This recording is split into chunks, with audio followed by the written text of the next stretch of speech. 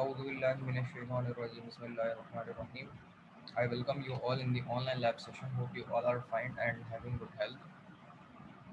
Today the topic of our online lab is to do short circuit analysis for a given network using ETAP software, Electrical Transient Analysis Program. The objective of today's lab is to model a power system on ETAP software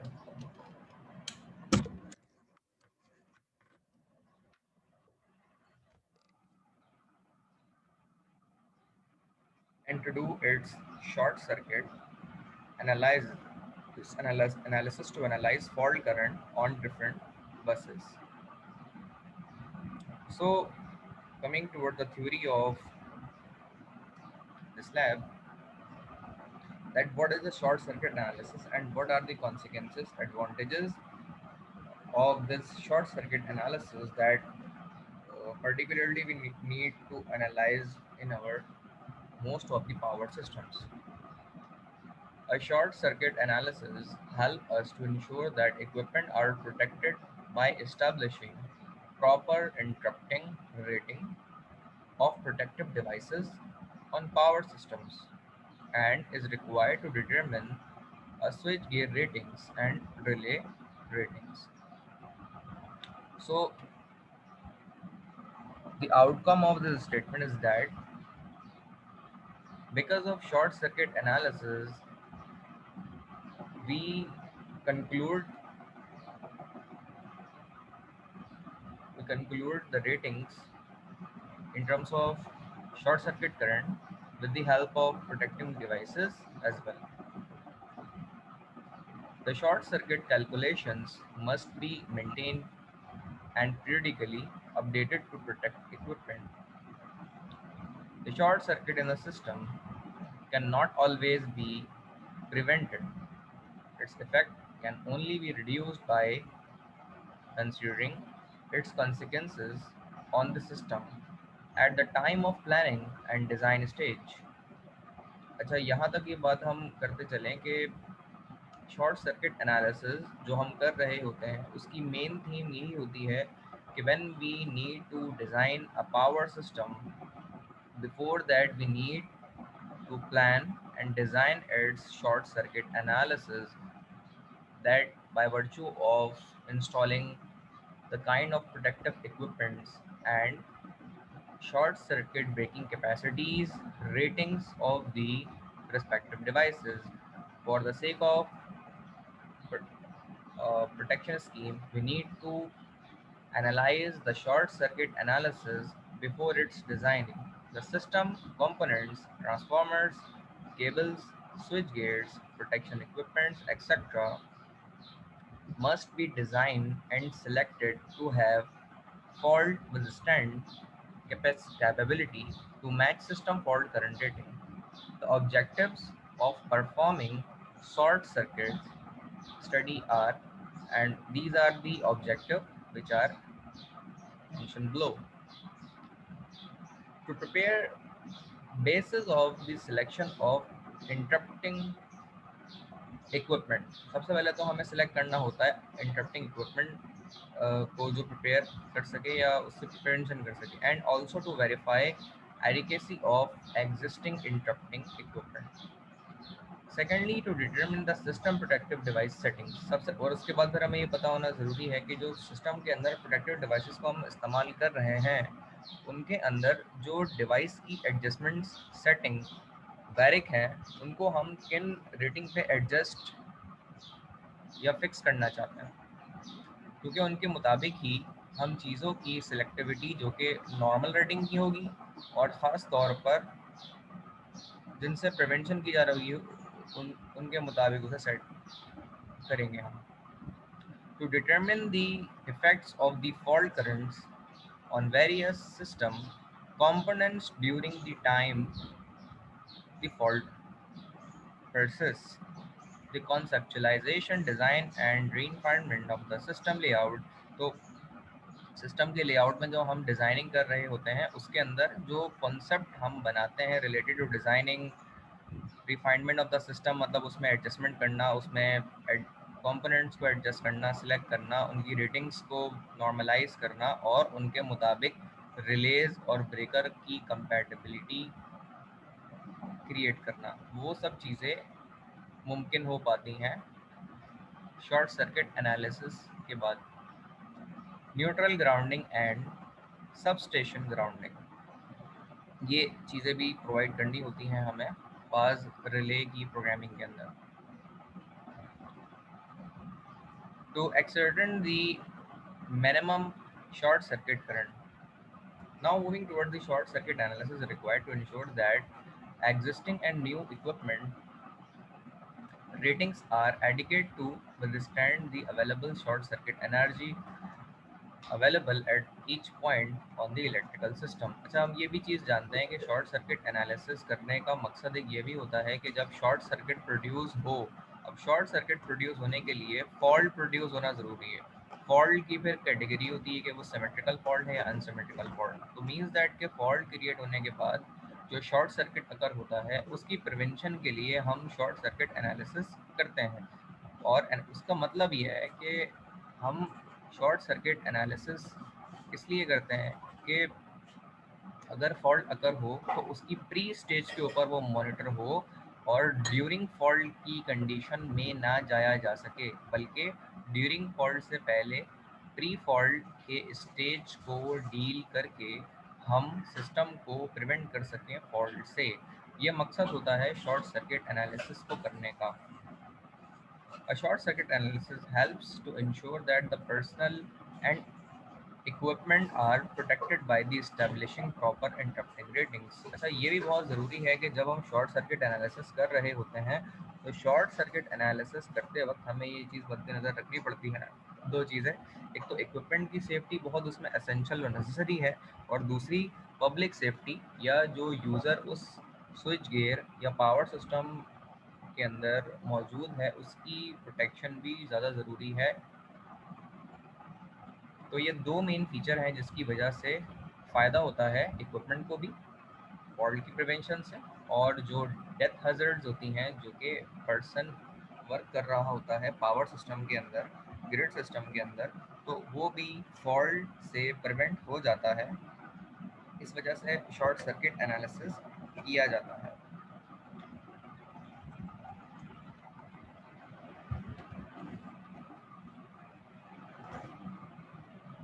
Up till now, any one of you have any kind of question or query, please feel free to ask. I will answer the kind of question and resolve your queries.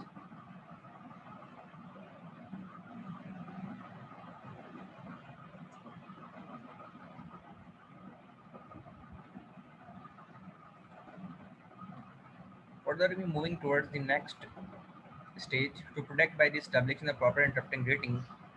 Interrupting rating का मतलब ये होता है कि एक तो आपने nominal rating दे दी, system चलेगा, लेकिन अगर शॉर्ट सर्किट अकर होता है और शॉर्ट सर्किट अकर होने के नतीजे में जो सर्टन सिस्टम में स्पाइक, शॉर्ट सर्किट के नतीजे में short circuit current over voltage की स्टेज पर सिस्टम आपका रीच कर जाता है, तो इसके नतीजे में होता यह है कि आपका सिस्टम इंटरप्शन की तरफ जाता है, डैमेज की तरफ जाता है। तो उससे प्रिवेंशन की जाती है इंटरप्टिंग रेटिंग की तरफ। इंटरप्टिंग रेटिंग से मरा जब फॉल्ट अगर हुआ उसको उसी वक्त इंटरप्ट कर दे, ठीक है, इसे कहते हैं प्री स्टेज एक्शन। अगर सिस्टम ड्यूरिंग स्टेज एक्शन होगा तो सिस्टम में फॉल्ट आ जाएगा। तो ये बहुत अहम चीज़ है जिसको देखते हुए सिस्टम डिज़ाइन तो किया जाता है, लेकिन उसमें इंटरप्टिंग रेटिंग्स भी दी जाती हैं कि जनाब जब शॉर्ट सर्किट अगर हो तो उस शॉर्ट सर्किट अगर होने से पहले प्री स्टेज के ऊपर वो डील हो जाए। उसका बहुत ज़्यादा इम्पैक्ट होने के बाद, अगर बहुत ज़्यादा इम्पैक्ट फॉल्ट का सिस्टम में आ जाता है तो सिस्टम डैमेज हो जाएगा। हमें उसके प्री स्टेज यानी फॉल्ट अगर होने से कुछ लम्हा पहले उसे इंटरप्ट करवा देना है, जिसके लिए हम टर्म इस्तेमाल करते हैं इंटरप्टिंग रेटिंग्स, जो कि प्री स्टेज फॉल्ट के ऊपर ऑपरेट किया जाता है। Of protective devices, circuit breaker and fuses. If an electrical fault exceeds the interrupting rating. और अगर आपका इलेक्ट्रिकल फॉल्ट एक्सीड कर जाए इंटरप्टिंग रेटिंग से ऑफ द प्रोडक्टिव डिवाइस के नतीजे में, तो ऑब्वियसली ये फॉल्ट अगर आपका एक्सीड कर गया इंटरप्टिंग रेटिंग से जो एडजस्टेबल होनी चाहिए, द कॉन्सिक्वेंसेस कैन बी डाइवर्सेटिंग। मतलब ये चीज़ जो है फिर आपके लिए ड्रास्टिकली डैमेज का बायस बनेगी, और इसके नतीजे में फिर फॉल्ट नहीं होता बल्कि डेड सर्किट फॉल्ट होता है। ये फॉल्ट और डेड शॉर्ट सर्किट फॉल्ट होता है, इसमें शॉर्ट सर्किट और डेड शॉर्ट सर्किट में सबसे अहम फ़र्क है वो ये है कि सिस्टम बहुत ज़्यादा डैमेज नहीं होता फॉल्ट की कंडीशंस में। ब्रेकर ट्रिप हो जाएगा, फॉल्ट हुआ, लेकिन डेड शॉर्ट सर्किट होता है कि उस आर्किंग स्पार्किंग शॉर्ट सर्किट के नतीजे में जो शॉर्ट सर्किट करंट प्रोड्यूस होगा उससे सिस्टम के अंदर आग लग जाएगी, ब्लास्ट कर जाएगा, बसबारें पिघल जाएंगी। Busbar was going to melt at the time during the dead short circuit। और मैंने ये चीज़ अपनी आंखों से देखी हुई है कि डेड शॉर्ट सर्किट के अंदर जो बसबार होती हैं वो पानी की तरह पिघल के टपक के ख़त्म हो जाती हैं। और ये बहुत एक डेवस्टेटिंग सिचुएशन होती है उस वक्त, क्योंकि बयान नहीं की जा सकती। It can be a serious threat of human life कि अगर आप शॉर्ट सर्किट से इंटरप्टिंग रेटिंग से अबव आपका शॉर्ट सर्किट प्रोड्यूस हो जाए, अकर हो जाए, तो इससे ह्यूमन लाइफ को बहुत ज़्यादा नुकसान हो सकता है and is capable of causing injury. इससे इंजरी हो सकती है। एक्सटेंसिव इक्विपमेंट डैमेज, आपका इक्विपमेंट डैमेज हो जाएगा। डैमेज से मुराद ऐसे डैमेज होगा कि वो ट्रिप बुलेट से हो जाए लेकिन दोबारा से ऑपरेशन के काबिल नहीं रहेगा, उसमें लीकेज होना शुरू हो जाएगी, करंट लीकेज जिसे कहते हैं।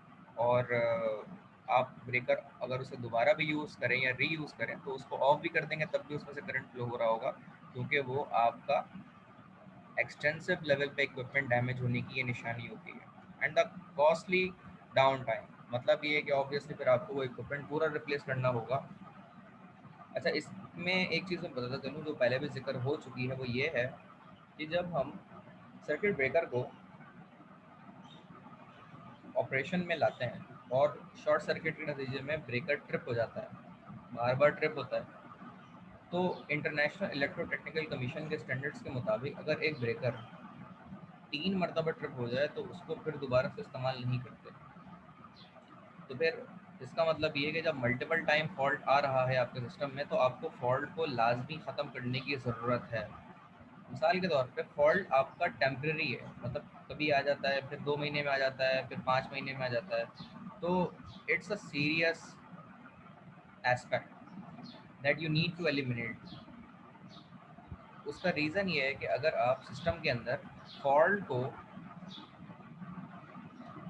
मल्टीपल टाइम आने की इजाज़त देंगे तो उसके नतीजे में आपके ब्रेकर मल्टीपल टाइम ट्रिप होंगे, और जब ब्रेकर्स आपके मल्टीपल टाइम ट्रिप्स होंगे तो फिर होगा ये कि वो नॉमिनल ऑपरेशन के लायक नहीं रहेंगे। इसका मतलब ये है कि जब उसमें से करंट आप ऑफ कर देंगे ब्रेकर को, उसके बावजूद भी करंट उसमें से लीक करके आ रहा होगा। इसीलिए आईईसी कहती है कि ब्रेकर अगर 3 मरतबा, आईईसी के स्टैंडर्ड के मुताबिक ब्रेकर अगर 3 मरतबा ट्रिप हो जाए तो you need to replace that circuit breaker.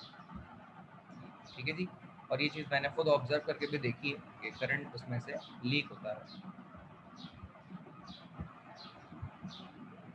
Further हम इसमें आगे चलते हैं। On large systems short circuit analysis is required to determine both the switchgear ratings and the relay settings।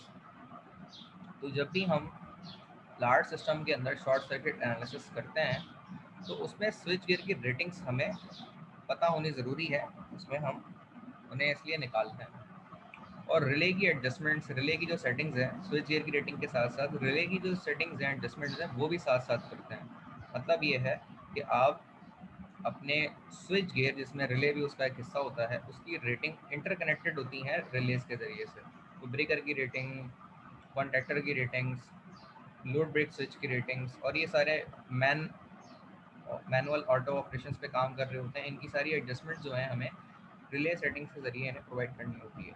No substation equipment can be install without knowledge. अगर आपको substation equipment install करना चाहते हैं तो उसकी नॉलेज के बगैर उसे इंस्टॉल नहीं कर सकते आप। It's a mandatory thing that you need a kind of knowledge to install the particular equipment in the system of the complete short circuit values for the entire power distribution system। तो पूरे power system के अंदर अगर आप short circuit analysis और necessary knowledge of equipment के बगैर system को डील करेंगे तो वो नुकसान का बाइस बन सकता है। It will cause damage in future as well.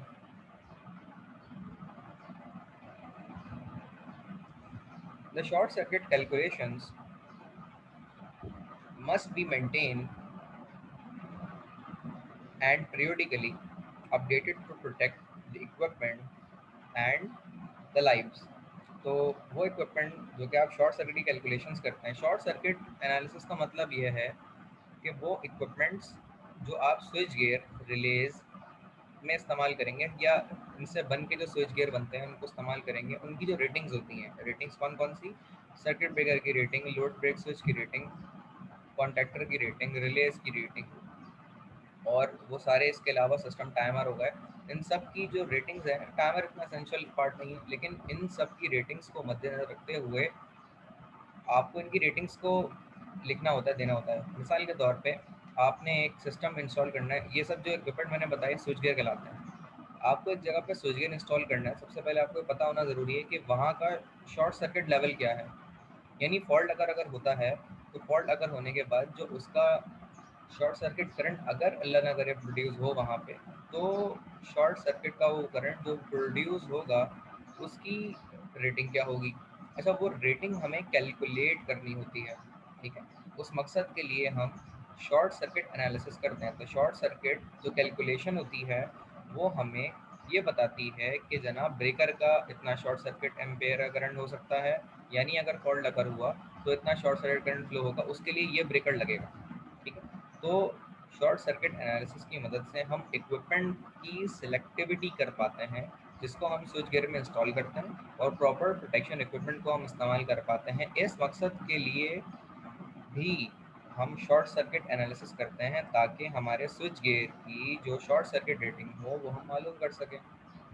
Benefits of a short circuit analysis. Performing a short circuit study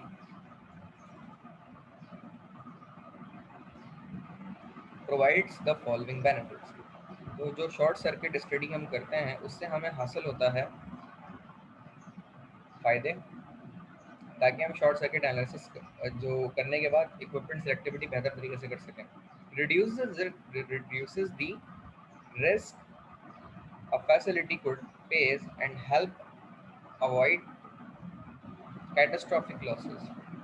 मतलब जब आप शॉर्ट सर्किट एनालिसिस करते हैं तो ये काफ़ी हद तक इसका चांस होता है कि अगर फॉल्ट अगर हुआ तो उसका इम्पैक्ट आपके सिस्टम को डैमेज नहीं करेगा, क्योंकि आपने शॉर्ट सर्किट एनालिसिस कैलकुलेशन के बाद इक्विपमेंट सेलेक्ट किया है, उसको आपने स्विच गियर में इंस्टॉल किया है और उससे आपका सिस्टम चल रहा है। तो अगर फॉल्ट अगर होता है तो आपका स्विच गियर आपके शॉर्ट सर्किट की मदद से जो आपने बनाया है वो फॉल्ट को डील कर लेगा और सिस्टम को फॉल्ट से प्रिवेंट रखेगा।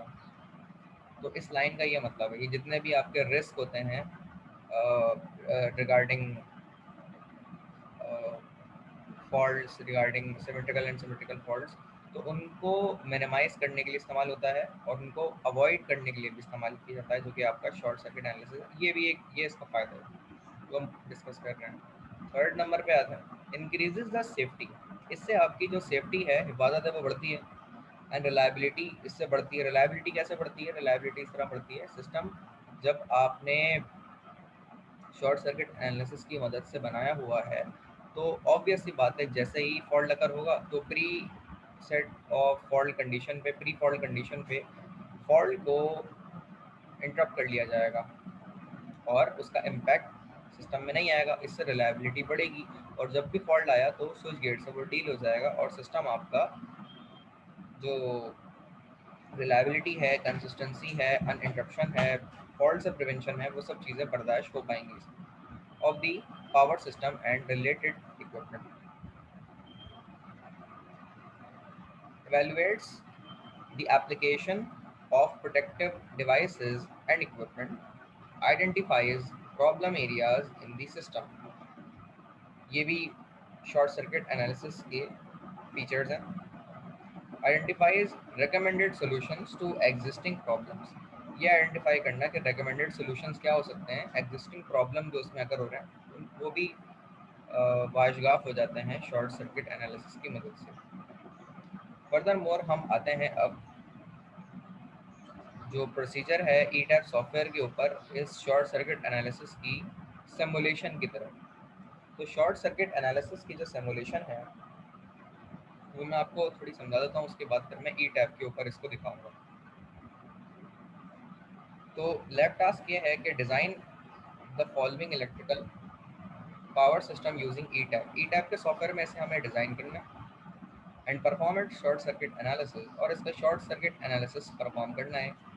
Faulting each bus with different balance and unbalance faults.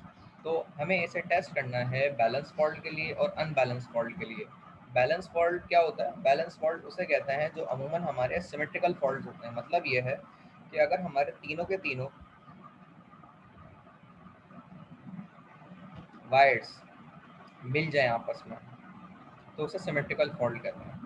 तीनों तीनों वायर से मुराद L1 L2 L3 या रेड येलो ब्लू. अगर ये तीनों आपस में मिल जाते हैं तो इसे कहते हैं सिमेट्रिकल शॉर्ट सर्किट फॉल्ट. और इसकी सेकंड कैटेगरी होती है सिमेट्रिकल शॉर्ट सर्किट फॉल्ट की कि तीनों फेजेस मिलके ग्राउंड हो जाएं. तो ये दोनों पॉसिबिलिटी को कहा जाता है बैलेंस शॉर्ट सर्किट फॉल्ट. अब बात करते हैं अनबैलेंस शॉर्ट सर्किट फॉल्ट की तरफ. तो अनबैलेंस शॉर्ट सर्किट फॉल्ट जो आपके होते हैं उसमें होता ये है कि आपकी एक लाइन ये रेड येलो ब्लू में से अगर वो आपस में मिल जाए, रेड येलो मिलके आपस में मिलने के बाद ग्राउंड हो जाए, या रेड मिलके ग्राउंड हो जाए, येलो मिलके ग्राउंड हो जाए, ब्लू मिलके ग्राउंड हो जाए, इस किस्म के फॉल्ट जो होते हैं ये अनसिमेट्रिकल फॉल्ट्स कहलाते हैं और इन्हें अनबैलेंस फॉल्ट भी कहा जाता है. अगर इस तरह का फॉल्ट अगर होता है तो ये अनबैलेंस फॉल्ट की कैटेगरी में आता है, जो कि 4 किस्म के बनते हैं. जबकि बैलेंस फॉल्ट जो है वो सिर्फ 2 किस्म के बनते हैं, जो तीनों लाइन मिल जाएं पहली कैटेगरी बैलेंस में, और बैलेंस की दूसरी कैटेगरी दोनों तीनों लाइन मिलके आपस में ग्राउंड हो जाए तो इसे कहा जाता है balance fault. Attach simulation results if alert result with alerts if any. अच्छा, साथ ही साथ ये सिमुलेशन अगर आप देखें तो ये पूरी यहाँ पर बनी हुई है.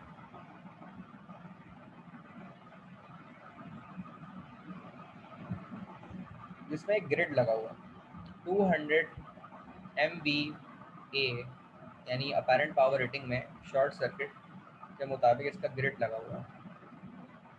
अब ग्रिड के मुताबिक ये कनेक्ट है यहाँ पे. उसके बाद एक सर्किट ब्रेकर लगा हुआ है यहाँ पे. फर्दर एक बस लगी हुई है जो कि कनेक्ट करती है सर्किट ब्रेकर ऑफ ग्रिड को केबल के साथ, और उसके लिए एक बस बार लगी हुई है जिसके ऑपरेटिंग वोल्टेज 12.47 kV है. ये पहली बस है हमारी. केबल के अंदर दो चीज़ें हैं, एक उसकी रेजिस्टेंस और इसकी एक इंडक्टेंस. तो ये दोनों आपस में मिल के बनाते हैं कॉन्सेप्ट केबल का, तो इसे केबल कहते हैं. फर्दर उसके बाद केबल जॉइंट है बस बार 2 के जरिए जो कि 12.47 kV इसके ऑपरेटिंग वोल्टेज है. उसके बाद एक फ्यूज़ लगा हुआ है, तो ये फ्यूज़ है क्योंकि फ्यूज़ से होते हुए हमें ट्रांसफार्मर को सप्लाई दी है. तो ट्रांसफार्मर आपका 100 MVA का है, T1 ट्रांसफार्मर, और उसके बाद लगा हुआ है एक LV का सर्किट ब्रेकर. ये HV का सर्किट ब्रेकर है और ये LV का सर्किट ब्रेकर है. ये हम कैसे डिसाइड कर रहे हैं? अगर आप यहाँ देखें तो 12.5 किलो वोल्ट है यहाँ पे, ठीक है, और उसके मुकाबले में ये 480 वोल्ट्स हैं जिसको 0.48 kV भी कह सकते हैं. तो ये 480 वोल्ट जो है जाहिर सी बात है 12.5 से कम है. 480 वोल्ट कम है और 12,500 वोल्ट जो है वो ज़्यादा है.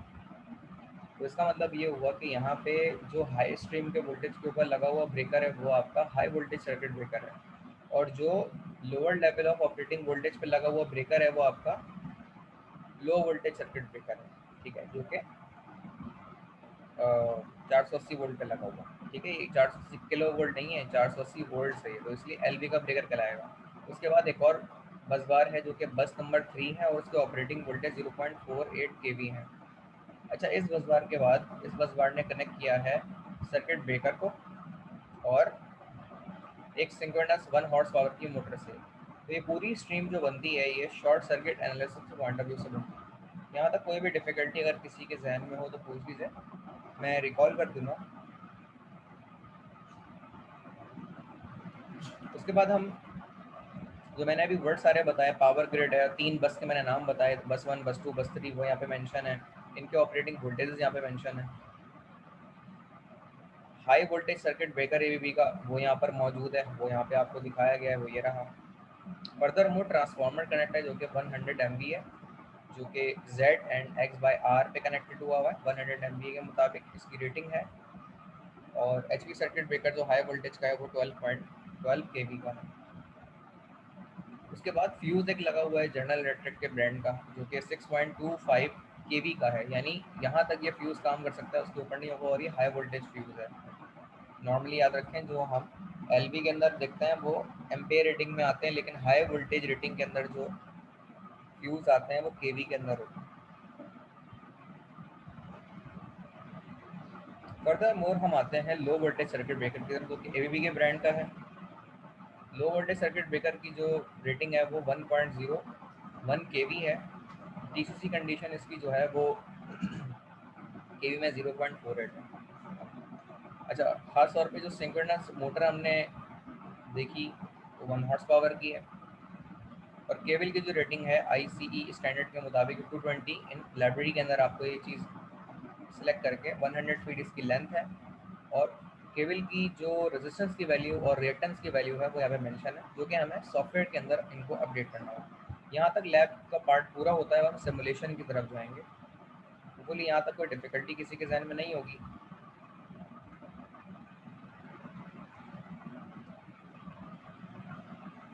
अब आते हैं जी सिमुलेशन की तरफ। होपफुली यहाँ तक ये चीज़ें आपको नज़र आ रही होंगी।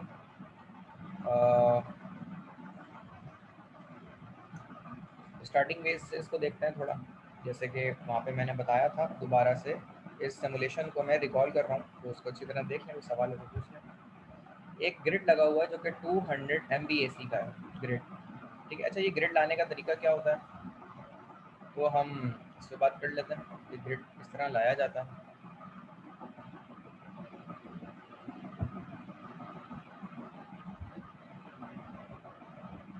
ग्रिड यहाँ पे आपको जो मिलेगा वो यहाँ पे आप आएंगे तो कंपोजिट नेटवर्क, और आई थिंक यहाँ मिलेगा, ये है पावर ग्रिड। इसको लेके आगे आप यहाँ प्लेस कर दें, ठीक है। ये आपको पावर ग्रिड मिल गया। पावर ग्रिड के बाद आपको सर्किट ब्रेकर लेना है हाई वोल्टेज का। तो हाई वोल्टेज का सर्किट ब्रेकर जो आपको मिलेगा वो कॉन्टेक्टर हो गया। Low voltage circuit breaker, low voltage circuit breaker हमें आखिर में चाहिए होगा, और हाई वोल्टेज सर्किट ब्रेकर उसके बराबर में होता है। हाई वोल्टेज सर्किट ब्रेकर वो हमने यहाँ कनेक्ट कर दिया, ठीक है। ये बिल्कुल ऐसे ही आ गया। उसके बाद बस बार आएगी, बस बार को लेके हम यहाँ कनेक्ट कर देंगे।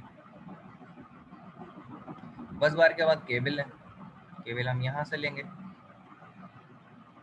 केबल फर्दर यहाँ कनेक्ट कर देंगे। केबल के बाद जो है then bus bar and then fuse.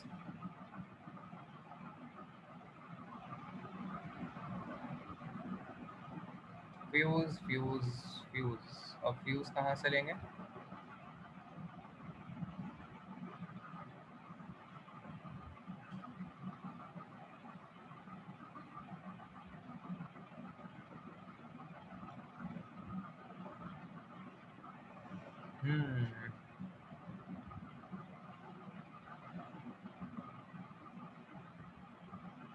ये रहा फ्यूज। तो ये आ गया फ्यूज। फ्यूज के बाद देन दोबारा ट्रांसफार्मर, तो ये आ गया ट्रांसफार्मर। ट्रांसफार्मर के बाद ऐसे ही हमने शायद गलत ट्रांसफार्मर ले लिया, ये ट्रांसफार्मर लेंगे।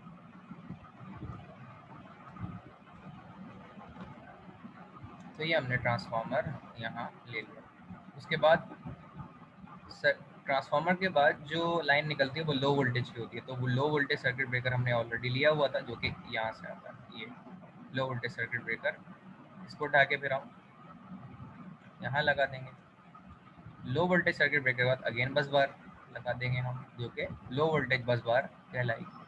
बस बार के बाद दोबारा से एक और सर्किट ब्रेकर है लो वोल्टेज का, तो आप इसे ही कॉपी करें, पेस्ट कर दें, तो ये आपको दोबारा से सर्किट ब्रेकर मिल जाएगा। उसके बाद जो है आप सिंक्रोनस मोटर लगाएंगे।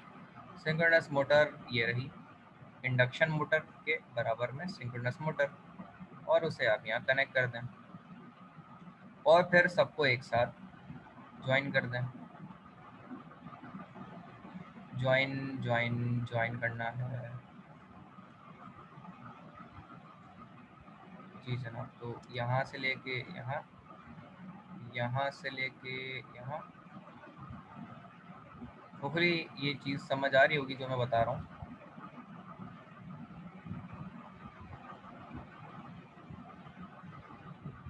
ये वही सिमुलेशन बन रही है जो मैंने यहाँ पे बनाई हुई है, लेकिन ये सिमुलेशन सिर्फ बना लेना ही काफ़ी नहीं है, बल्कि इसमें जो रेटिंग्स दी हुई हैं मैनुअल के मुताबिक वो भी सेट करना ज़रूरी है। वो मैं अभी दिखाता हूँ कि वो कौन सी रेटिंग्स हैं जो कि इसमें फीड की जाएंगी। अगर हम यहाँ आते हैं तो ये वो रेटिंग्स हैं कि ग्रिड की रेटिंग्स क्या होनी चाहिए, उसके x/r का रेशो क्या होना चाहिए। तो ये एक मुश्किल काम है, तो आपको बार बार इस चार्ट में देखना होगा, और चार्ट में देखने के साथ साथ आपको फिर इन कनेक्ट हुए भी सिमुलेशन में भी अपडेट करना होगा। ठीक है, अब जैसे मैंने सिमुलेशन जो पूरी यही चीज़ में बनाई हुई है, तो इसमें मैंने रेटिंग्स को दिया हुआ है, जैसे 200 MVAC की वैल्यू दी हुई है, तो मैं इसमें डबल के अगर करता हूँ तो यहाँ पे इसकी रेटिंग्स को मैं 200 MVAC दे सकता हूँ।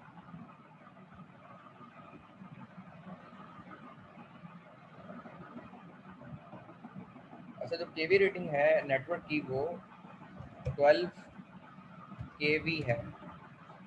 12 केवी तो लिखा हुआ है, 12 बस दे देंगे यहाँ पे, बैलेंस है। और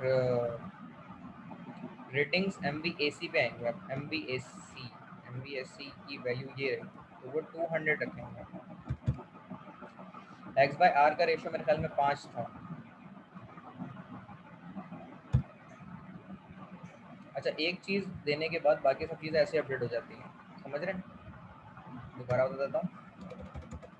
अब मैं हटाता हूँ, कहीं और क्लिक करता हूँ तो ये सारी वैल्यू ज़ीरो हो गई, लेकिन अगर मैं 200 लिखता हूँ तो सारी वैल्यू अपडेट हो जाएंगी उसके मुताबिक। तो ये शॉर्ट सर्किट रेटिंग हमने ग्रिड की दे दी, जो कि 200 MVAC बनती है। तो ये apparent power short circuit rating है जो हमने प्रोवाइड की है। सिंगल फेज भी यही है, 3 फेज भी यही है, और x/r की वैल्यू मैंने यहाँ पे बता दी है। इसको ओके कर देंगे, वैल्यू प्रोवाइड कर देंगे। तो अगर यहाँ देखें आप, x/r की वैल्यू 5 थी जो मैंने प्रोवाइड करी,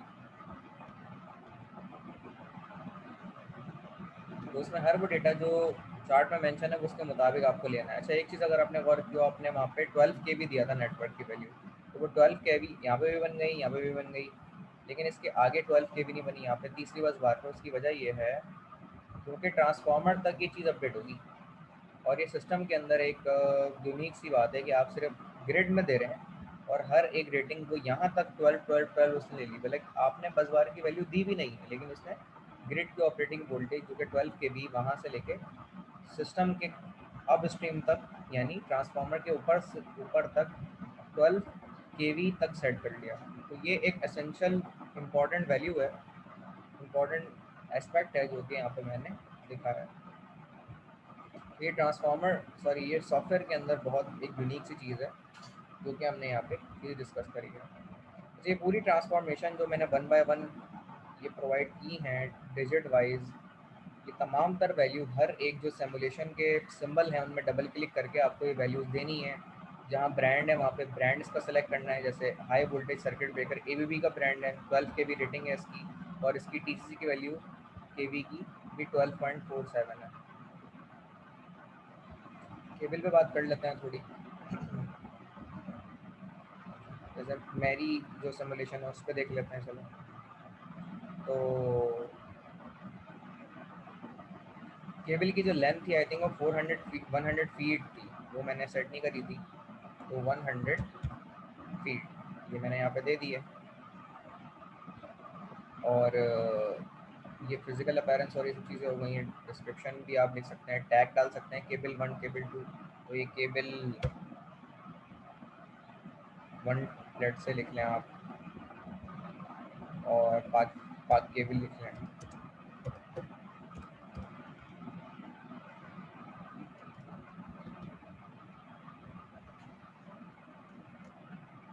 डिस्क्रिप्शन में भी यही चीज़ मेंशन कर दें लेट से।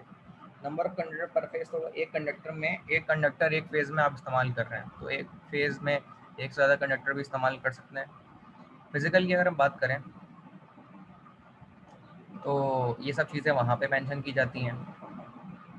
इम्पिडेंस और दीगर चीज़ें, वो जो आर और एक्स की वैल्यू थी वो मैंने वहीं चार्ट से लेके यहाँ पे मेंशन करी हैं, बाकी सब चीज़ें खुद ही सिलेक्ट हो जाती हैं।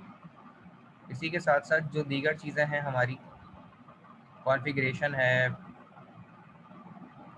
सारी चीज़ें देना ज़रूरी नहीं है, लेकिन जो पॉसिबल हो वो हम इसमें दे सकते हैं। ठीक है, तो ये चीज़ करने के बाद हम इसे ओके कर देंगे, तो ये केबल हो गई और इसमें टैगिंग और ये दीगर चीज़ें भी हो जाती हैं। उसके बाद फ्यूज़, क्यू वैल्यू, ट्रांसफार्मर की वैल्यू, ये सारी चीज़ें इस तरह हो जाती हैं। अच्छा, ये सिमुलेशन मैंने आप लोगों को समझाने के लिए दोबारा से कर ली, तो लेकिन ये दोबारा मैं जो ख़त्म कर देता हूँ ताकि एक ही सिमुलेशन रहे।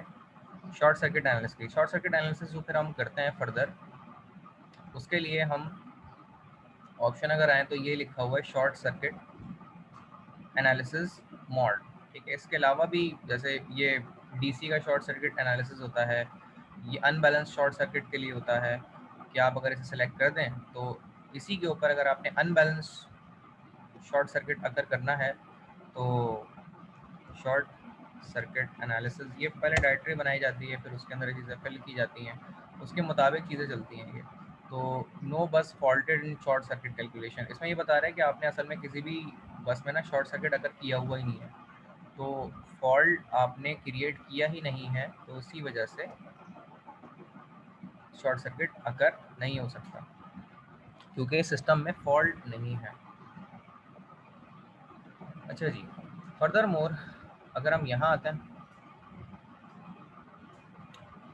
तो शॉर्ट सर्किट यहाँ पे भी एनालाइज हो सकता है। इसमें मैं एक चीज़ और बता रहा था कि जब आप पूरी एनालिसिस कर लेते हैं शॉर्ट सर्किट एनालिसिस का, तो यहाँ पे रिपोर्ट मेकिंग का भी एक ऑप्शन है, तो इस पर क्लिक करके रिपोर्ट को भी आप बना सकते हैं, जो भी आपकी शॉर्ट सर्किट एनालिसिस की रिपोर्ट बनती है तो वो पीडीएफ में यहाँ पे ट्रांसफॉर्म हो जाती है। लास्ट टाइम मैंने बताया था, अभी दोबारा बता देता हूँ कि आप यहाँ पर आगे कंप्लीट करते हैं, आईईसी के स्टैंडर्ड के मुताबिक रिपोर्ट बनेगी, जो कि पीडीएफ फॉर्म में लेट से आप बनाना चाहते हैं, ओके कर देंगे तो पीडीएफ फॉर्म में इसकी रिपोर्ट बन जाएगी। आपने जितना काम किया होगा, रेटिंग्स दी होंगी, कंपोनेंट के नाम, उनकी रेटिंग्स, उनकी शॉर्ट सर्किटिंग, उनकी नॉमिनल रेटिंग्स, वो सारी बन के एक पीडीएफ फाइल में ट्रांसफॉर्मेशन उसकी हो जाएगी। फर्दर शॉर्ट सर्किट एनालिसिस के अंदर ये फॉल्ट अकर होते हैं, और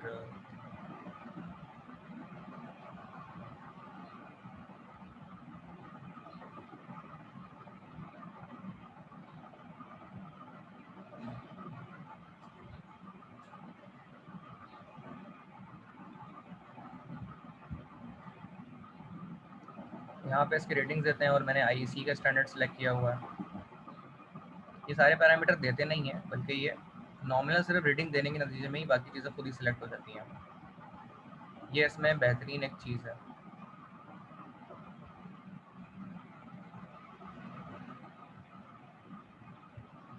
फर्दर ये line to neutral, line to line, और ये सारे वोल्टेजेस यहाँ पे दिए जाते हैं।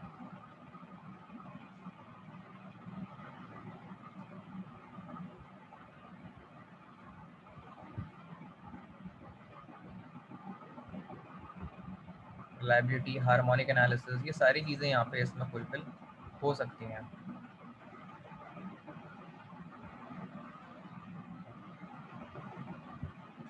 फर्दर मोर ये चीज़ें देने के बाद रिपोर्ट बनाने का मैंने बता दिया। पैरामीटर्स जो आपको शो करने होते हैं उसके मुताबिक वो भी डिस्प्ले आप करवा सकते हैं। लास्ट टाइम मैंने पैरामीटर शो करने का ऑप्शन आपको दिखाया भी था यहाँ पे कि वो किस तरह होता है एनालिसिस के अंदर और दीगर चीज़ों में। इससे पहले हमने लोड फ्लो एनालिसिस की थी और इसमें आज की जो सेशन है हमारा, इसमें हमने सारे पैरामीटर देने के बाद जो है शॉर्ट सर्किट एनालिसिस किया है। इसमें आर्टिफिशियल फॉल्ट क्रिएट करना एक रह गया है, तो वो मैं नेक्स्ट टाइम इसमें बताऊंगा कि किस तरीके से आर्टिफिशियल जो है वो फॉल्ट क्रिएट किया जाता है और उस फॉल्ट के नतीजे में पैरामीटर्स के अंदर अपडेशन चेंजेस क्या आती हैं वो भी हम एनालाइज करेंगे। तो इस लैब के हवाले से अब तक कोई डिफ़िकल्टी किसी के जहन में हो कि ये चीज़ कैसे फॉर्म हुई है और इनमें क्या चीज़ें परफॉर्म हुई हैं और किन किन तरीके से उनको हमने डिस्कस किया है, डील किया है, तो वो आप पूछ सकते हैं। मैं रिपीट कर दूंगा कॉन्सेप्ट्स के हवाले से। कोई भी डिफ़िकल्टी सेशन के हवाले से अगर आज हो तो मुझे बता दें ताकि मैं आप लोगों को गाइड कर दूं उसके हवाले से। और कोई सवाल हो तो पूछ लें, कोई भी सवाल किसी के जहन में हो तो पूछ लें।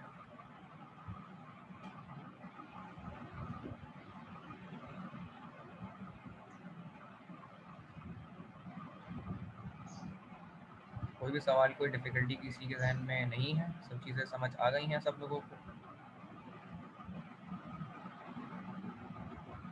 तो सेशन को आज के यहाँ पे एंड करते हैं। फर्दर इसके आगे की बात हम नेक्स्ट सेशन में अपने करेंगे। आज के सेशन में हमने जो लैब को डिस्कस किया है उसके हवाले से शॉर्ट सर्किट एनालिसिस, उसके फीचर्स, उसके फ़ायदे, ये सारे इम्पैक्ट शॉर्ट सर्किट एनालिसिस के हमने इसमें देखे और होपफुली ये सारी चीज़ें आपको समझ आ गई होंगी। इससे रिलेटेड कोई भी डिफ़िकल्टी हो आपको तो आप सेशंस के अंदर पूछ सकते हैं ईमेल के ज़रिए व्हाट्सएप ग्रुप में, ताकि मैं गाइड कर दूँ आप लोगों को। बाकी सेशन को आज के यहाँ पे हम एंड करते हैं। अल्लाह हाफ़िज़।